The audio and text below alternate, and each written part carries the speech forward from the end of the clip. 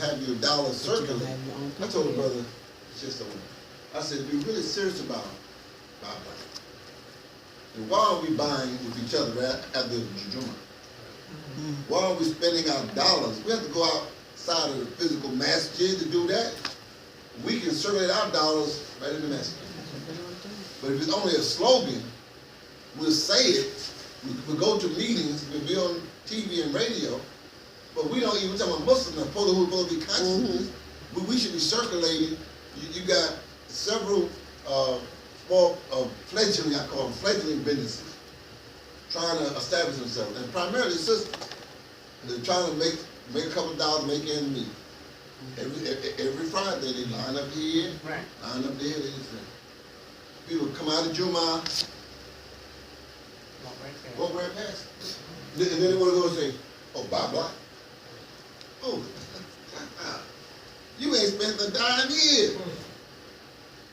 And that to me, see, don't give me slogans and then give me behaviors that a conscious person says, well, look, you are a living contradiction. Because you talk black, but you don't operate as if you understand the dynamics of the basic thing buy local. And then, see, because buy local make you do what? Build Islamic community life. See, it'll make you buy, and your dollars being circulated. Let's say that, let's look at something. Let's go upstairs. It's not a complex economic, microeconomic theory, you have to know this. Simple stuff. And those believers who are selling every week begin to make a little profit. Right now it's sell, buy. They're not really making a lot of money because they're not nothing. So let's say we start supporting, let's say Ghanai's bookstore. Not the bookstore part, because we're not big readers. Say the clothing part. All this is like the clothing. All right? So, okay, so he could think about, well then, I got a ready on Friday. I know I'm gonna make the easy math $1,000. Now I know now you look at $1,000. You know, that'd be nice. But I'm saying that'll be nice. We know that we got a big Juma, and at the Juma, the brother's gonna go buy their wives something, and the sister's gonna shop.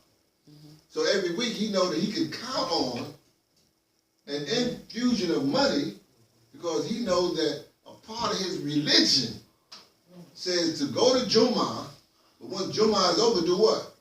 Return to the bounty, not just business, but the bounties of Allah. Well, then the bounties of Allah is with my brothers and sisters right here, who I know gonna what? The more he makes, he give more zakat, because he gotta give 2.5%. Because only as he's Muslim, his business Muslim. Right? Now he got that $1,000 hit. He's almost like Gary, like show money. That way the young boy said, show me must I do that. Show money. Okay, so he knows this. Because the people are not shackled with, you know, okay, we leave out, we don't buy nothing we don't buy nothing from upstairs to eat. Then the brother he's gonna go to McDonald's or Burger King. You know what I mean? Think about it now. The same person is black. Because we have not dealt with the deep-rooted psychological problem. He don't see the connection between spending his dollars with the brothers and sisters who are aligning that, because see that should grow. That should be our new Africa marketplace. Like you get to New York, inshallah, on Sunday, Sunday. Right down the street. Yeah, we're going. That's where we're going. It's the masjid owns the new Africa market. Definitely cool. Yes. Brother Man, I'm dealing with what you're talking about right now. The Trenton is different dynamics than Philadelphia. Almost every corner store belongs to Spanish, Indian, da-da-da-da-da. Now, I've been personally invited to the library this Tuesday to talk about the economics. So I need a suggestion on what language to use, because that's what the guy has purposely asked me to talk about. The dynamics of us spending our money, because that's been what I've been talking about here lately in Trenton. And I want to use the right language without saying black, because, in Trenton, to me, Trenton could be a little Atlanta, because it's mostly black people. Customers. But no black businesses. That's supporting Hispanic stores. I mean, everything, even the gas station, we're actually being raped economically. That's how I see it. Yeah. So I need a language to use Well, this no, Tuesday. go back. Let's say that those stores wasn't there. Right. Say right now to change your language. It wasn't there. Where would you buy yourself?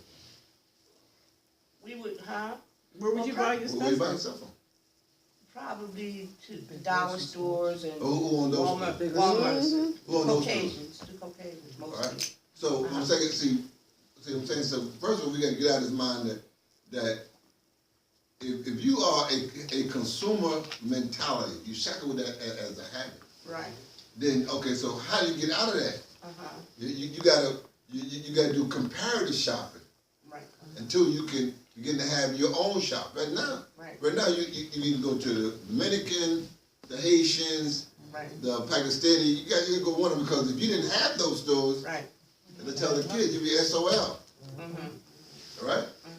So the reality is that is you got to start where you at. You got to look at how your dollars what way to get the most. Is that you go to a store.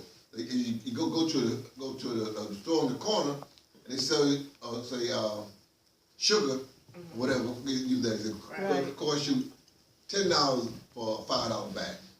You go to the supermarket, it costs you $5. Right? Now I'm finishing my point now. You recognize that your economy, you are an occupied community. Right. A war was fought that you don't know nothing about. You lost the war. Right. You lost the war, and now you are being dominated by an outsider. Right. I don't know what ethnicity is. That's your reality. How do you change that? Now, let me ask you this. That's what I Now, wanna know. when they wanted to change what was going on with the bus, they used they kind of like boycotted that thing. I'm saying, you're talking about the bus. But I'm just saying, Okay, it was look at that the strategy. same type of thing was going on with the buses I see going on in Trenton. It's a misbalance. So, So you're looking at our boycotting the stores? well, some As you say? one or two of them in there until we can. Because I'm saying, you say the same Right. thing. I'm not boycotting. Right. You being a selective shopper. Right. Recognize that you got to step back to look. What's our condition? Because we want some of those stores back. That's the bottom line. Okay, but I'm saying that, but who coming up with?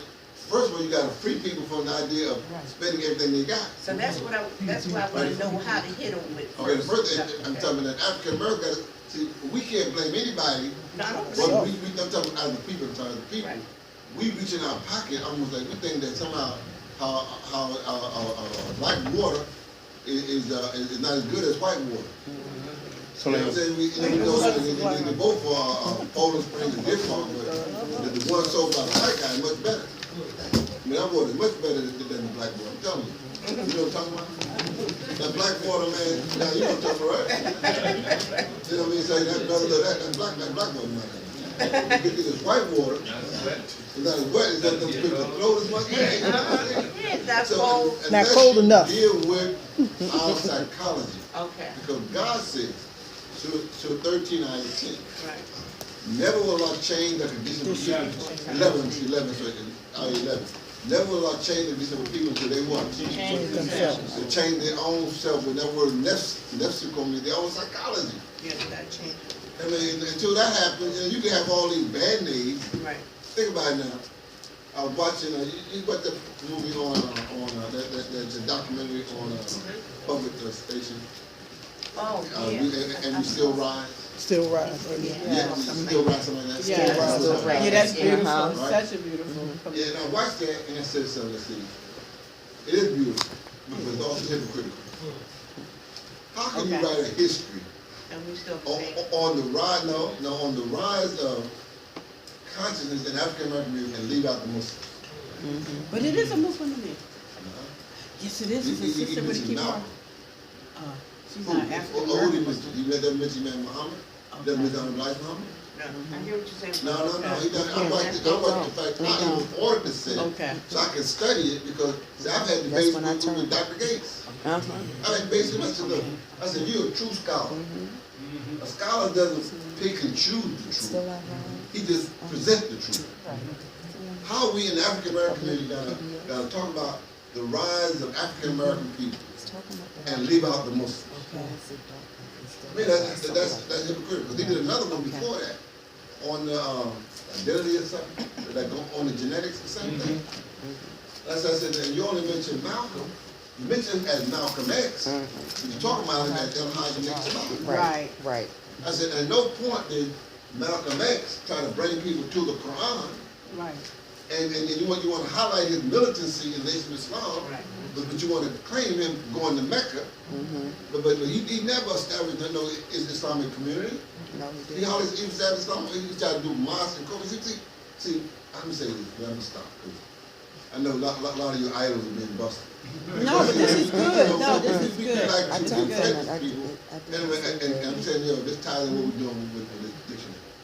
Be truthful, people. Truth will stand. A lie eventually going to be exposed.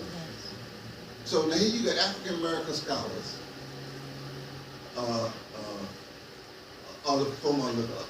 Lerone Bennett in every magazine, all the way down to Dr. Gates from Harvard. Telling like the rise of Islam and its influence in the African American community has not happened. Look at their writings. They don't look at how it was on Mohammed and his preaching.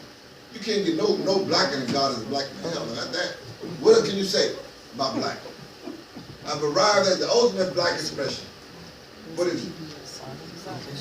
God is a black man. That's the most powerful black statement you can make. Now we just proved that, but that changed. Look, if you got people who are subject to white supremacist thought, how do you break that is what? Give them a black supremacist thought. Yeah. But it only lasts until how long that last? Until another supremacy comes. It lasted long, 40 years, because in our souls we knew that wasn't true. We saw too many black individuals in bad shape. So we could convince ourselves for a while, but our reality was constantly kicking our butt.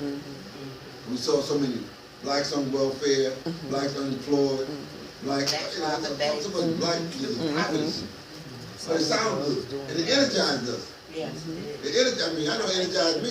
Look, I'm at Holy Cross. I'm at what it's called. It's called New England Consortium of Education. I went to Holy Cross for some classes. I went to Harvard for some classes. I went to Brandon. I was just you put any class you want, and then you go. Well, I'm all these guys. But there's a book called The Fraternity by Diane. I've mentioned you before, right? Diane Brady talks about a Supreme Court Justice, Clarence Thomas, top lawyer Ted Wells, Stan Grayson, first African American to run the finance department in New York City, and another person. But all of them mention the Muslims at Holy Cross who freed them, because they would look. He talking about being militant. Can you imagine a Muslim in an all-white college telling the white man, "You the devil." No, you the devil. And then they would prove it. No, prove it. I mean, look, you came out of Europe with all your diseases, and everywhere you went, the worst of your people came to America. They cleared the prison. The worst of your people went to Australia. And what did you do? What was your conscious behavior? So what?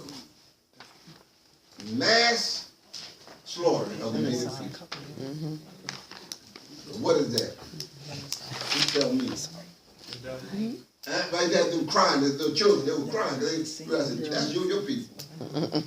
I said, look, you went to India, same thing. You know, they killed over so many millions of people in India. They killed them. I mean, you go all over the world. They didn't form humanly, and they got power to the Muslim. May Allah forgive me, because some of them were innocent. I didn't care. If you're a snake, I'm not going to bring you home with these calls. I'm going to take you already on the ground. Anyway, my point, though, people, going back to the economics. Economics is only one of the four birds, Sister Hawa. I knew that. And you have to make sure that people understand that. See, you try to deal with a symptom, and you're missing the cause. The cause is the psychology where we accept to be taken care of other people. It has to be addressed. Because again, if all the stores close down, you're going to go to what? The biggest stores in the suburbs. You're going to drive further away to get the same goods and services. And you never address the problem of what is your shackleity. What are you shackled with? What are you controlled by? That's why I say, get people, what we're doing here, what the dictionary inshallah, is going to show how you take language and reshape people's psychology.